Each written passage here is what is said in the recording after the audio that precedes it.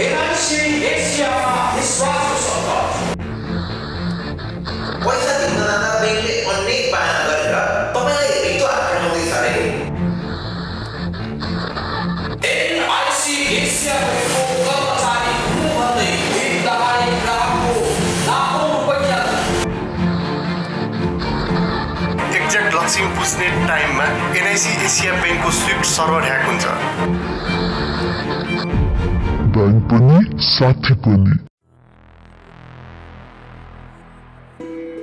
NIC Asia कुनै समय नेपालको ब्याङ्किङ उद्योगको चम्किलो तारा थियो, जसले आफ्नो आक्रामक वृद्धि र उत्कृष्ट प्रदर्शनका लागि ख्याति कमाएको थियो। सहरको हरेक चोकदेखि देशको कुना काप्चासम्म यसको शाखाहरू फैलिएको थियो। वर्षेनी कर्जा र निक्षेपको वृद्धि र नाफा बढ्दै जाँदा यसले सफलताको बेन्चमार्क स्थापित गरेको थियो। तर सबैभन्दा चम्किलो ताराहरूको चमक पनि सधैँ एकनासै रहँदैन। यस्तै एनआइसी एसियाको तीव्र वृद्धिको यो रफ्तारमा पनि पछिल्लो केही समयदेखि नराम्रै ब्रेक लागेको छ। आजको भिडियोमा हामीले एनआइसी एसियाका यिनै पछिल्ला चुनौतीहरू र यसको निकट भविष्यको बारेमा छलफल गर्नेछौँ। के यो ब्याङ्किङ जायन्टले आफ्नो हालको चुनौतीबाट पुनरुत्थान गर्न सक्छ वा यसको भविष्य अझ ओझेलमा पर्ने हो? आउनुहोस् एनआइसी एसियाको ब्याङ्किङ यात्रामा आएका ट्विस्ट र टर्न्सलाई केलाएर हेरौँ र वित्तीय जगतमा कुनै समय प्रभावशाली खेलाडीको भविष्य के हो भन्ने कुरा उजागर गरौँ।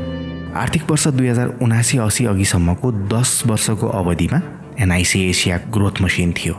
यसले 24.54% र 23.98 को compound annual growth rate CAGR का साथ कर्जा र डिपोजिट विस्तार गरेको थियो। वृद्धिको यो रफ्तारले ब्याङ्कलाई आफ्नो प्रतिस्पर्धीहरूभन्दा धेरै अगाडि पुर्याइसकेको थियो। फलस्वरूप ब्याङ्कको नाफामा ठुलो उछाल आयो। ब्याङ्कको खुद ब्याज आय, नेट इन्ट्रेस्ट इन्कम र खुद नाफा नेट प्रफिट प्रत्येक वर्ष क्रमशः 23.77 र 20.47% वृद्धि भयो।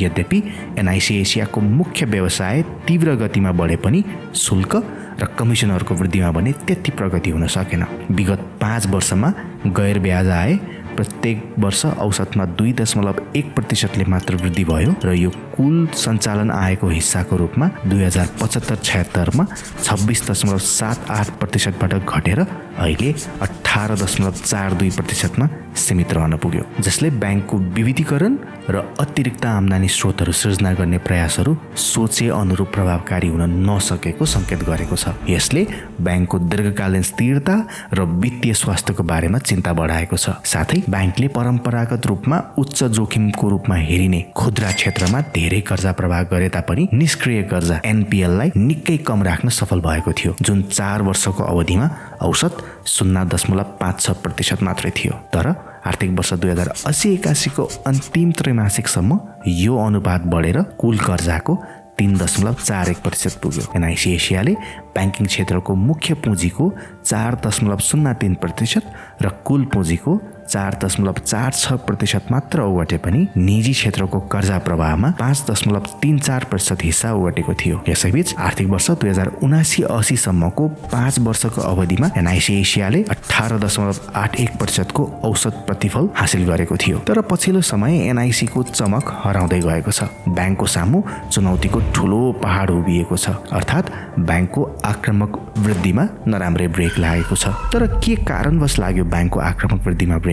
हाल एनआइसी एसियाको पुँजी सञ्चिति नाजुक स्तरमा झरेको छ, जसले गर्दा नयाँ नियामकीय आवश्यकताहरू पूरा गर्न पनि ब्याङ्क सङ्घर्ष गरिरहेको छ। निष्क्रिय कर्जा NPL 3.41% पुगेको छ। यस सङ्कटलाई अझै बढावा दिँदै ब्याङ्क र माइक्रो फाइनान्स कम्पनीका आलोचक दुर्गा प्रसाईले एनआइसी एसियाप्रति नकारात्मक अभिव्यक्ति प्रचार गरे र बचतकर्तालाई आफ्नो नगद तुरन्त निकास गर्न आग्रह गरेका थिए। हल्लापछि लागेर भनौँ या अरू कुनै कारण डिपोजिटरहरू ATM बाहिर लामो लाइनमा उभिएर आफ्नो पैसा निकाल्न थाले, जसकारण ब्याङ्कले पहिलो 2 त्रैमासिकमा गरेको डिपोजिट वृद्धिमा तेस्रो त्रैमासिकमा झन्नै 54.09 अर्बको कमी भोग्यो। साथै एनआइसी एसियाले विगतमा जुन अनुपातमा कर्जा प्रवाह गर्यो त्यो अहिले दिगो हुन नसक्ने साबित भयो। यसको कोर क्यापिटल हालसालै 2 पटक केन्द्रीय ब्याङ्कले तोकेको सुरक्षित सीमा न्यूनतम 8.5% भन्दा तल झरेको छ। केन्द्रीय ब्याङ्कले न्यूनतम पुँजी आवश्यकताका आधारमा 11.5% को क्यापिटल रेसियो तय गरेको छ। कम्पनीको पुँजी पर्याप्तता अनुपात क्यापिटल एडिक्वेसी रेसियो 13.39% बाट 11.18% मा पुगेको छ। CAR घट्नुमा इम्पेयरमेन्ट चार्जमा भएको उल्लेखनीय वृद्धिले पनि भूमिका खेलेको हुन सक्छ। आर्थिक वर्ष 2080-81 चौथो त्रैमासिकसम्मको रिपोर्ट हेर्ने हो भने एनआइसी एसियाको कोर क्यापिटल न्यूनतम रिक्वायरमेन्ट 9% भन्दा कम अर्थात् 8.44% मात्र रहेको छ, जसले गर्दा ब्याङ्कले आफ्नो कोर क्यापिटल सुधार्न र कर्जा विस्तार चाहे पनि नियामक सीमितताहरूले यसलाई अनुमति दिँदैन। यसलाई ठिक गर्न एनआइसी एसियाले कि त ऋण वृद्धिलाई सुस्त बनाउनु पर्छ वा कायम राखिएको आम्दानी मार्फत पुँजी बढाउन सक्नुपर्छ। तर ब्याङ्कको नकारात्मक वितरणयोग्य आम्दानी 2.3 अर्ब रुपियाँको साथमा थियो असम्भव देखिन्छ। केन्द्रीय ब्याङ्कले नेपाली ब्याङ्कहरूलाई बाहिरी स्रोतबाट पुँजी जम्मा गर्न रोक लगाइरहेको छ। यद्यपि एनआइसी एसियाका लागि पुनरुत्थानको आशा राख्ने बाटो भने पक्कै छ। केन्द्रीय ब्याङ्कले आफ्नो पुँजीको दायरा बढाउन ब्याङ्कहरूलाई प्रेफरेन्स सेयर निष्कासन गर्न बाटो खुलाएको छ। केन्द्रीय ब्याङ्कको यो निर्णय एनआइसी एसियाका लागि लाइफलाइन साबित हुन सक्छ। अब चर्चा गरौँ ब्याङ्कको हालको अवस्थामा पुर्याउने अर्को कारण अर्थात् एनपिएलको तीव्र वृद्धिको। कुनै समय सावधानीपूर्वक कर्जा दिन चिनिने एनआइसी एसिया अहिले खराब कर्जाको समस्यामा जक्डेको छ। ब्याङ्कले आफ्नो कुल निष्क्रिय कर्जा एनपिएललाई 1% भन्दा कम राख्दै बलियो रेकर्ड कायम गरेको थियो। यो खुद्रा क्षेत्रमा यसको बलियो उपस्थितिले गर्दा भएको। यद्यपि विगतमा उधार रूपमा कर्जा प्रवाह गर्ने अभ्यासहरूले अहिले ब्याङ्किङ क्षेत्रभरि समस्याहरू निम्त्याइरहेको छ र एनआइसी एसिया पनि यो समस्याबाट अछुतो छैन। आर्थिक वर्ष 2080-81 को चौथो त्रैमासिकमा एनआइसी एसियाको कुल निष्क्रिय कर्जा गत वर्षको तुलनामा 287.5%ले बढेर 3.41% सम्म पुग्यो। एनपिएलको यो तीव्र वृद्धिले एनआइसी एसियाका धेरै ऋणीहरू हालको आर्थिक चुनौतीको कारण आफ्नो ऋण तिर्न सङ्घर्ष गरिरहेको देखाउँछ। एनपिएलको यस्तो वृद्धिले एनआइसी एसियाको वित्तीय प्रदर्शनमा ठूलो धक्का पुगेको छ। ब्याङ्कले गत आर्थिक वर्षको प्रोभिजन्समा 2 अर्ब रुपियाँ अतिरिक्त छुट्याएको थियो, जसका कारण चौथो त्रैमासिकमा ब्याङ्कको खुद नाफामा भारी गिरावट आयो। ब्याङ्कको खुद नाफा 70%ले झरेर 1.38 अर्बमा सीमित रहन पुग्यो। यी सबै समस्याहरूबाट जुझ्न आगामी दिनहरूमा एनआइसी एसियाले लोन वृद्धि भन्दा पनि आफ्नो ब्यालेन्स सिट सुधार गर्नमा ध्यान केन्द्रित गर्न आवश्यक देखिन्छ। यसबाहेक ब्याङ्कले सम्पत्तिको गुणस्तर पुनः प्राप्त गर्न र कठिन आर्थिक अवस्थाबाट अगाडि बढ्नको लागि कडा ऋण मापदण्डहरू अपनाउनुपर्छ। अर्कोतर्फ विगत 3 वर्षमा औसत 45% रहेको एनआइसी एसियाको कासा निक्षेप अनुपातमा भारी गिरावट आएको छ। तेस्रो त्रैमासिकको रिपोर्ट हेर्ने हो भने ब्याङ्कको कासा निक्षेप अनुपात 34.28% मा झरेको छ, जुन ब्याङ्किङ क्षेत्रको नै सबैभन्दा कम मध्ये एक हो। कम कासा अनुपातले ब्याङ्कको उच्च कोष लागतलाई दर्शाउँछ। फलस्वरूप एनआइसी एसियाको बेस रेट तेस्रो त्रैमासिकमा 8.86% पुगेको छ, जुन ब्याङ्किङ क्षेत्रको औसत 8.57% भन्दा बढी हो। नेपालको ऋण प्रणालीमा उच्च बेस रेट भनेको ऋणीहरूको लागि उच्च ब्याज दर हो। यसले एनआइसी एसियाको समस्याहरूको चाङमा थप चुनौती थपेको छ। राम्रा ऋणीहरूले बेस रेट कम भएको प्रतिस्पर्धीहरूमा स्विच गर्न सक्ने सम्भावना बढाएको छ। यो अवस्थाले दुईवटा प्रमुख प्रभाव पार्न सक्छ। पहिलो, उच्च ब्याज दरको कारण नयाँ ग्राहकलाई आकर्षित गर्न गाह्रो पर्दछ र एनआइसी एसियाको व्यापार वृद्धि सुस्त हुन सक्छ। दोस्रो, ऋणको मात्रा कायम राख्ने प्रयासमा